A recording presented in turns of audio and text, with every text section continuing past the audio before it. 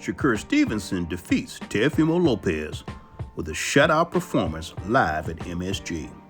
Hello, fight fans. This is Coach Nathan of NS Champ 7 Power Boxing, back at you again with a recap of this past weekend's main event matchup before a packed house in New York City's Madison Square Garden. Now, this event was televised live on DAZN pay-per-view. First off, if you enjoyed this video, please click that like, notification button, share, and subscribe. Okay, folks, as expected, the match started as a high-stakes chess match between two athletic and well-trained champions. However, Shakur Stevenson solidified himself, at least to this observer, as the best defensive and strategically complete counterpuncher in the game today. Right up there with the likes of former champions and Hall of Famers Floyd Money Mayweather and Pernell Sweet Pea Whitaker. Round after round, Stevenson stayed one step ahead of every move or attack Teo tried to make, knowing exactly when to slip, block, duck, or when to take a step back. All the while landing pinpoint counter shots, which caused Teo's badly swollen left eye, as well as a swollen nose and several knots on his head, as opposed to Stevenson now having one mark on his face at fight's end. The move to junior welterweight to take Teo's title, which was the WBO and the prestigious Ring Magazine junior welterweight titles, now makes Stevenson a four-division world champion at 28 years old, with a record of 25 wins, 0 defeats, with 11 by way of knockout. And much credit goes to Shakur's trainer and grandfather, Wally Moses, who's been with Shakur from day one, which was when he was about 7 years old, and he led him to an Olympic silver medal before he turned pro.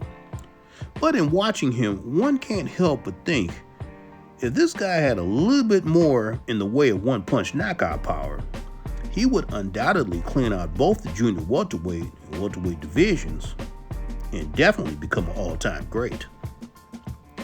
Now, the co-main event displayed former Olympic silver medalist Keyshawn the Businessman Davis stop top junior welterweight contender Jermaine Ortiz, and that was in the 12th and final round. This was a great win for Davis since he stopped a fast, rugged contender in Ortiz who had never been stopped and who had went the distance with former champions Teofimo Lopez and Vasily Lomachenko. Davis, who is now 14 wins, 0 defeats with 10 knockouts, says he wants Devin the Dream Haney next. And according to father and trainer Bill Haney, who was there ringside, that fight is definitely going to happen. In another undercard match, heavyweight contender Jarrell Big Baby Miller, well, he promised to deliver a knockout in his match against fellow contender Kingsley Abea, but instead delivered one of the funniest moments ever in a boxing ring. In round 2, Kingsley's right uppercut knocked the hairpiece off Miller's head, and adding insult to injury, or you could say comedy skit to comedy skit, Miller tears it off fully between rounds and throws it into one of the front row seats. This not only caused laughter throughout the crowd and with the announcers, but I myself almost fell out of my chair laughing, and as a matter of fact, it took me about 2 or 3 more rounds of laughter to finally settle down and see the fight once again seriously, which, by the way, Miller won by a split decision. The moral to this is, folks, is never ever enter any combat sport with a wig or a toupee, unless, of course, you love embarrassment and distraction.